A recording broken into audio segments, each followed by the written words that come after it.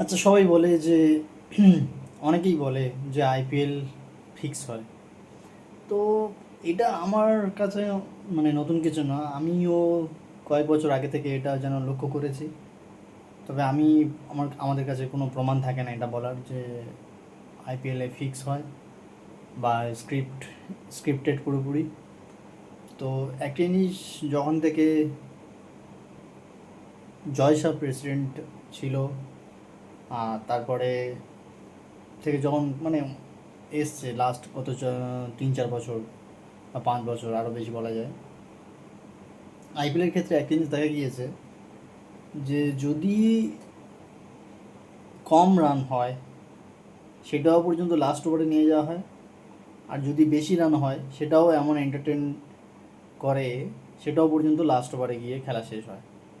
তো এতটুকু পারফেক্ট, এত কম্পিটিটিভ কী করে হয় সেটাই মানে মেবি এটা ক্রিকেটের সাকসেস বলা যায়। মেবি ক্রিকেট ভালো হচ্ছে যার কারণে খেলা এতই ভালো হচ্ছে, আর প্লেয়ারগুলো এতই ভালো যার কারণে খেলা এত শেষ পজিশনে নিয়ে যাওয়ানো হচ্ছে। আহ, মানে এতটাই এঙ্গেজ করে রাখে আমাদেরকে যাতে আমরা খেলাটাকে স্কিপ না করতে পারি। তো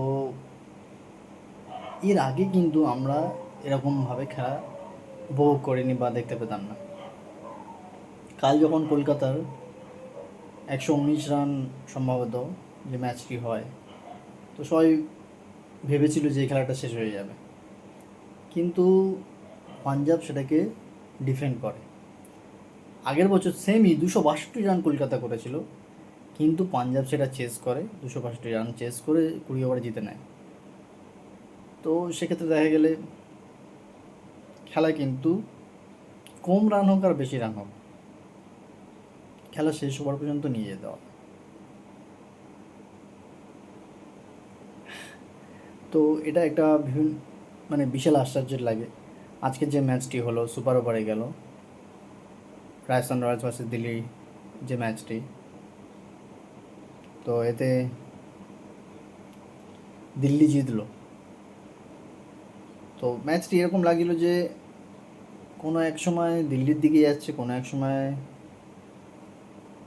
রাজস্থানের দিকে যাচ্ছে, শেষ পর্যন্ত গিয়ে সুপার ওভার হলো।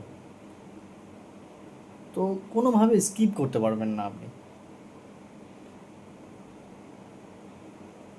অনেকে এটাই যুক্তি দিচ্ছে যে আগের দিনের ম্যাচটি যেহেতু রাহানে রিভিউ নেয়নি, আর রিঙ্কু সিংয়ের ওই আউট, তো বিভিন্ন